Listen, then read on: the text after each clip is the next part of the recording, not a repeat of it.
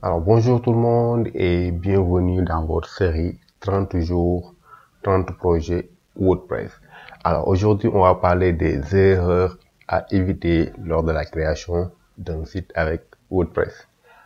Donc, WordPress est une plateforme de création de sites web très populaire et c'est pour une bonne raison. Elle est facile à utiliser même pour les débutants et elle offre une grande variété de fonctionnalités. Cependant, comme toute plateforme, WordPress comporte ses propres pièges. Dans cette vidéo, je vais vous présenter 5 erreurs courantes que font les développeurs WordPress. Ces erreurs peuvent avoir des impacts négatifs sur la performance, la sécurité et la convivialité de votre site WordPress.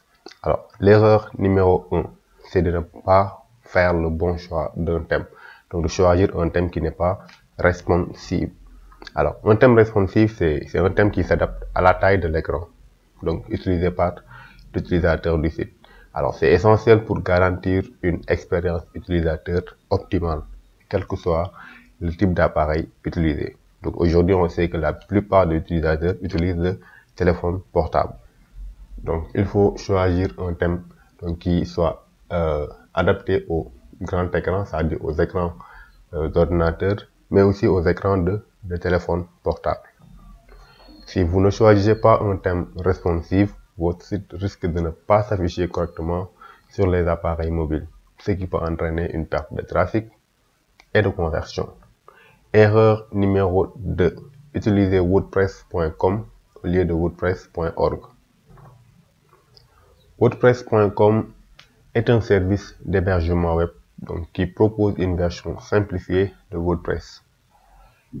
Il est gratuit, donc dans une certaine mesure. Il y a une version payante quand même si vous voulez avoir plus de personnalisation, mais il vous impose donc certaines restrictions, notamment l'utilisation des thèmes, l'utilisation des plugins. Par contre, WordPress.org est la version open source de WordPress. Donc, elle est plus complète et offre plus de possibilités de personnalisation.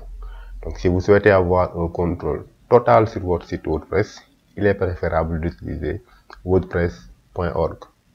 Erreur numéro 3. Ne pas utiliser la fonctionnalité de rôle.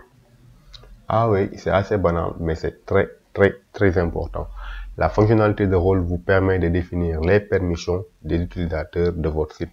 Cela vous permet de contrôler ce qu'ils peuvent faire, comme publier des articles, gérer les commentaires ou bien modifier les paramètres du site. Alors, si vous ne configurez pas la fonctionnalité de rôle, tous les utilisateurs auront les mêmes permissions, ce qui peut entraîner des problèmes de sécurité. Imaginez par exemple que, je sais pas moi, un rédacteur SEO a accès à toutes les fonctionnalités du site. Donc, il est administrateur principal. Il peut un jour ou l'autre, sans connaître ce qu'il fait, cacher tout votre site. Et là, vous allez perdre peut-être même des mois, voire des années de travail. Donc, il faut toujours utiliser la fonctionnalité de rôle et définir pour chaque personne, chaque utilisateur, quel est son rôle sur le site internet. Donc, tout le monde ne peut pas être administrateur, surtout si c'est seulement une personne qui est là uniquement pour rédiger des articles ou bien, je sais pas, répondre à des commentaires ou bien, je sais pas, faire la gestion de la boutique e-commerce. Donc, il faut toujours utiliser la fonctionnalité de rôle, en tout cas si vous ne voulez pas avoir de problème dans le futur. Alors, l'un des peut-être problèmes que je vais donner comme exemple, c'est que si par exemple vous donnez le rôle de l'administrateur à une personne qui est là seulement en tant que gestionnaire de la boutique, et que peut-être il a été piraté, ou bien, je sais pas, peut-être son PC a des logiciels malveillants qu'il a peut-être installés et puis sans le savoir, ça peut avoir des impacts négatifs sur votre page web. Donc, il faut toujours faire attention à ça. Erreur numéro 4. Donc, c'est oublier les mises à jour de WordPress. WordPress est une plateforme en constante évolution. Depuis 2023 à 2024, donc il ne fait que évoluer. Les développeurs, ils publient régulièrement des mises à jour qui corrigent des bugs, ajoutent de nouvelles fonctionnalités et améliorent la sécurité de WordPress.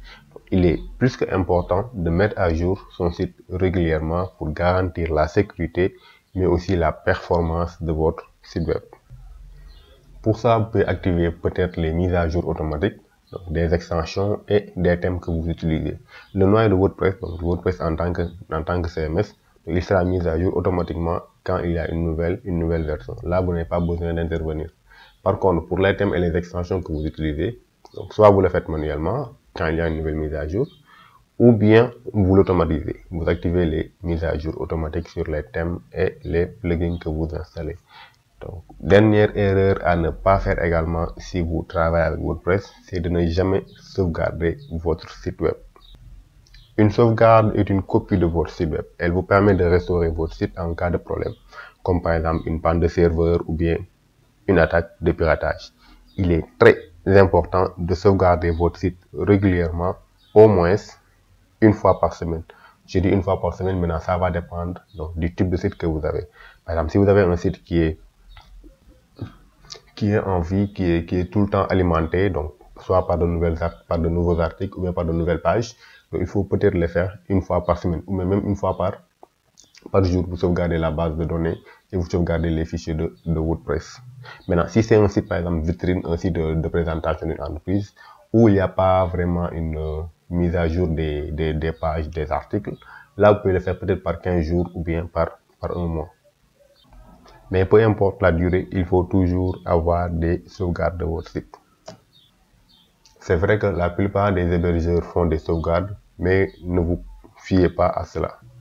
Faites vos propres sauvegardes. Voilà, vous connaissez maintenant 5 erreurs courantes à éviter lors de la création d'un site avec WordPress. En évitant ces erreurs, vous pouvez créer un site solide et performant qui donnera de bons résultats. Merci d'avoir regardé cette vidéo. Si ça vous a plu, merci d'aimer, de liker et de partager autour de vous. Je vous donne rendez-vous demain dans une autre vidéo. Ciao et à la prochaine.